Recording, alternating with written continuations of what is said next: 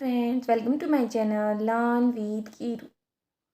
आज हम पढ़ेंगे पॉइजन डिस्ट्रीब्यूशन के बारे में। अगर आप पहली बार मेरे चैनल पे आए हैं तो इसे सब्सक्राइब करें, लाइक करें और शेयर करें।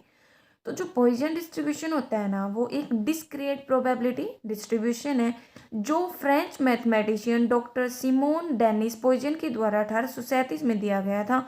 इसी के कारण इसका नाम पॉइजन डिस्ट्रीब्यूशन पड़ा था। तो जो पॉइजन डिस्ट्रीब्यूशन होता है उसका यूज़ हम कहाँ पे करते हैं? इसका यूज़ हम वहाँ पे करते हैं जहाँ पे किसी इवेंट के हैपन होने की जो प्रोबेबिलिटी होती है ना, वो बहुत ज़्यादा कम होती है। मतलब जहाँ पे जो सक्सेस होती है ना, वो बहुत कम होती है, और जहाँ पे जो फेलर होती है किसी इवेंट की, वो ज़्यादा होती है। जैसे एग्जांपल के लिए, किसी कंपनी में डिफेक्टिव प्रोडक्ट जो बनते हैं उसकी जो प्रोबेबिलिटी है वो बहुत ज़्यादा कम है। ठीक है। जैसे भाई भूकंप वगैरह आने की प्रोबेबिलिटी, रोड पर जो एक्सीडेंट होते हैं उनकी प्रोबेबिलिटी।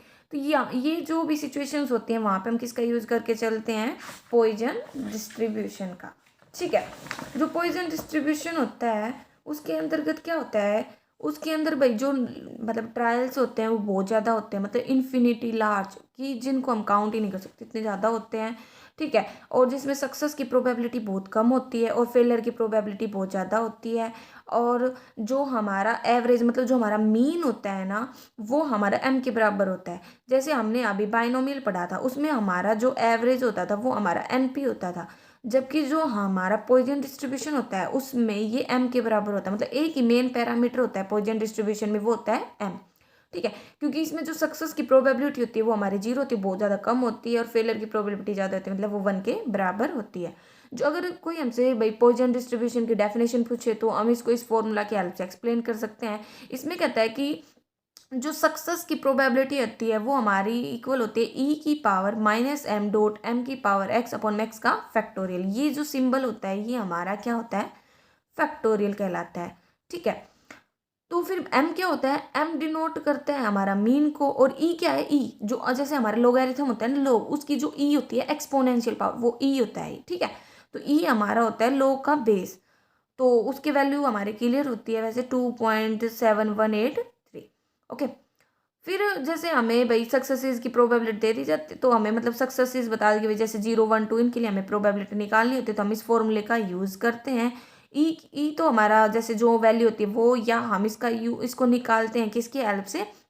लॉग टेबल की हेल्प से। और एम हमारा जो मीन होता है वो वैल्यू पुट कर देते हैं। फिर सक्सेसेस कितने पे निकालने? 0 पे निकालने, 1 पे निकालने, 2 पे निकालने, 3 पे, वो हम पुट कर देते हैं और हमारा आंसर आ जाता है। ठीक है। इसकी क्या क्या फीचर्स हैं, क्या क्या प्रॉपर्टीज़ हैं, अगर कोई हमसे पूछे तो ये एक डिस्क्रीट प्रोबेबिलिटी डिस्ट्रीब्यूशन होता है। और इसमें जो वैल्यू है ना पी और क्यू की, इसमें पी की वैल्यू बहुत कम होती है और क्यू की वैल्यू बहुत ज़्यादा होती है। मेन पैरामीटर इसमें एक एम होता है। और जो शेप होती है ना पॉइजन डिस्ट्रीब्यूशन की, वो हमेशा ही पॉजिटिवली स्क्यूड होती है।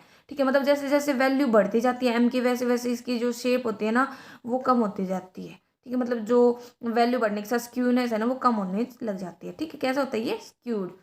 ओके।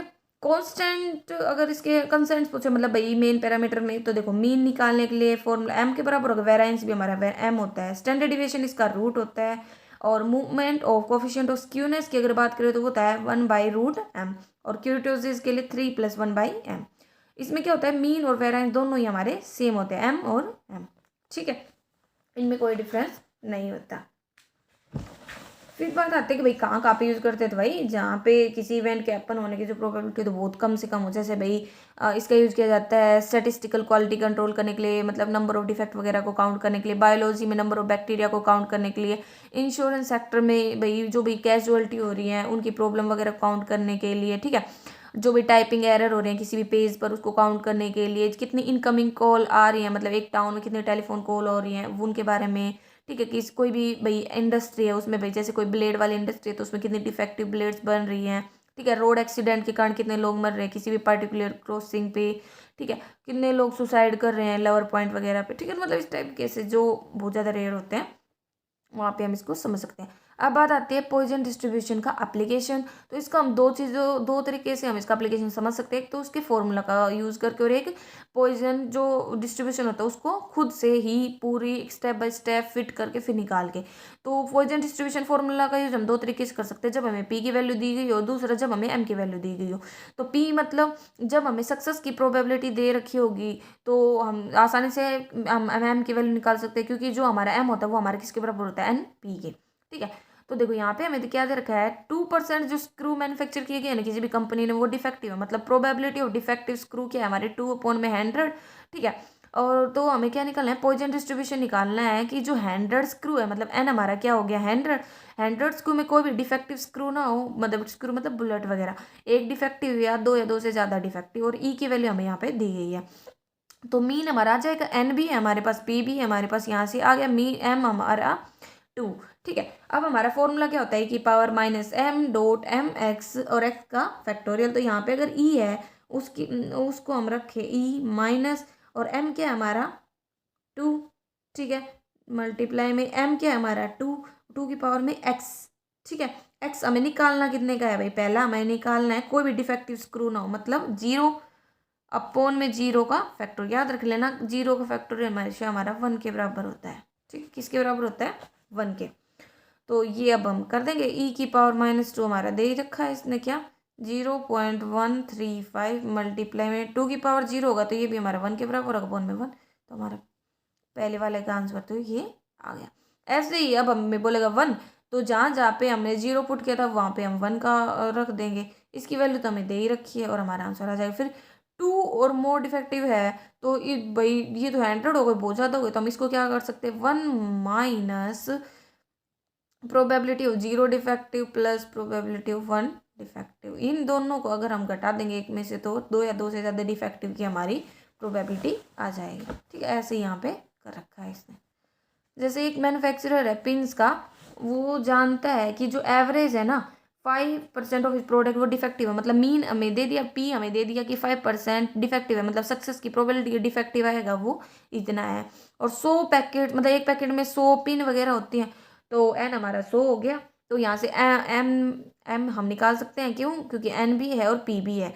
ठीक है, अब इसने बोला क्या गारंटी है कि 4 से ज़्यादा पिन डिफेक्टिव नहीं होगी, मतलब 0 1 2 3 4 की हमें क्या निकालनी है, प्रोबेबिलिटी निकालनी है। तो 0 1 की 2 की 3 की 4 की, ई की पावर -5 हमें दे रखा है, वो हम पुट कर देंगे। और ये इजी करने के लिए हम क्या कर, सभी में से कॉमन ले लेंगे और इनकी वैल्यू हमें पता ही है, वो हम पुट कर देंगे। ठीक है, जैसे यहाँ पे हमें दे दिया कि प्रोबेबिलिटी है कि फेटल एक्सीडेंट होते हैं एक दिन में 1200 है, और प्रोबेबिलिटी दैट द फैक्ट्री है ना 300 वर्कर को हायर करेगी, मतलब एन हमारा 300 है, तो यहाँ से तो एम की वैल्यू आ जाएगी दोनों की मल्टीप्लाई करके।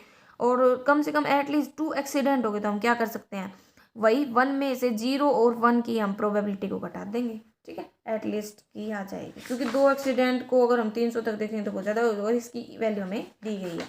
एक बार अगर हमें पुट करना आ गया तो हम इसको आसानी से पुट कर सकते हैं। जैसे 0 के लिए है तो ई की पावर -m डॉट एम की पावर 0, क्योंकि 0 है, और अपॉन में 0 का फैक्टोरियल, इस ई माइनस एम एम हमारा है 0.25, ये पुट करेंगे, इसकी वैल्यू हमें दी गई है वो हम पुट कर देंगे और हमारा आंसर आ जाएगा।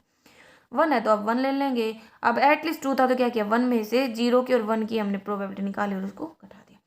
ये दिखा रखा है पास्ट एक्सपीरियंस है कि 3% प्रोडक्ट है वो डिफेक्टिव होता है, मतलब सक्सेस की जो हमारी प्रोबेबिलिटी है वो 3/100 दे रखी है, और एन हमें 100 दे रखा है। ठीक है, सैंपल की 100 आइटम लिए गए रैंडम में, और हमें बताना है कि 5 प्रोडक्ट है ना वो एग्जैक्टली 5 वो डिफेक्टिव होता है, मतलब 5 की प्रोबेबिलिटी निकालनी है तो वो हमें पुट करना और आंसर निकालना है। और E-3 की हमें क्या दे रखी है, वैल्यू दे रखी है। अगर नहीं दी हो तो हम किस फॉर्मूले का यूज करते हैं, अगर हमसे कोई पूछे तो ये होता है reciprocal of anti log m multiply 4.4343। ये हमारी लोग की जो नेचुरल वैल्यू होती है लोग ई की, ये वो वैल्यू होती है। ठीक है, तो आपको ये फॉर्मूला याद करना होता है, इसको हम टेबल की हेल्प से जब इसका क्वेश्चन आएगा उसमें समझेंगे डिटेल में। ठीक है, कि हम कैसे देखते हैं लोग में। जैसे भाई 3% डिफेक्टिव है तो मतलब प्रोबेबिलिटी है किसी भी बोल्ट के डिफेक्टिव होने की वो 3%, मतलब पी हमारा 3% है, और 50 का पैकेट है तो मतलब एन 50 है, तो यहाँ से तो एम की वैल्यू आ गई। अब इसने बोला हमें निकालना है मीन क्या होता है एन पी, तो दोनों की मल्टीप्लाई कर दी। स्टैंडर्ड डिविएशन क्या होता है, एम का रूट, तो एम है तो हम इसका रूट कर देंगे। मोमेंट कोफिशिएंट ऑफ स्क्यूनेस क्या होता है 1 अपॉन में √m, और कोइटोसिस होता है 3 + 1/m, ये तो नॉर्मल पुट कर देंगे। यहाँ पे हमें दे रखा है कि जो प्रोबेबिलिटी है एक्स की जो सक्सेसिव है 1 हो या 2 हो वो हमें इसकी इक्वल दे रखा है, हमें मीन और वेरिएंस निकालना है। तो दोनों पहले हमें पता है कि नॉर्मल सक्सेसिव निकालने का फॉर्मूला क्या होता है, एक बार तो 1 पुट किया तो ये आया, एक बार 2 पुट किया तो ये आया, और दोनों एक दूसरे की इक्वल दे रखे थे। यहाँ पे हमने पुट किया तो यहाँ से हमारे पास m की वैल्यू आ गई 2। अब हमारे पास आसानी से हम इसको निकाल सकते हैं, ठीक है, क्योंकि m की हेल्प से मीन निकालना, स्टैंडर्ड डिविएशन निकालना सब इजी होता है, क्योंकि उन सभी में हम m का ही यूज़ करके चलते हैं। अब बात आती है जब हमें m की ही वैल्यू दे रखी हो, तो अगर हमें मीन ही दे रखा है तो हम आसानी से, जैसे भाई 2 PM से 4 PM के बीच में जो average number of phone call है वो इतनी है, ठीक है। तो क्या प्रोबेबिलिटी है कि भाई पर्टिकुलर मिनट में कोई फ़ोन कॉल नहीं आएगी, या 3 कॉल आएंगी या कम से कम 2 आएंगी। तो m हमें दे ही रखा है, तो अब कोई फ़ोन कॉल मतलब 0 की निकालनी है, यहाँ पे हमें 3 की निकालना है, एटलीस्ट 2 मतलब 1 में से 0 और 1 की घटा देंगे, ठीक है। तो ये भी नॉर्मल हमें दे रखा है भाई, ठीक है, बस पुट करना है हमें।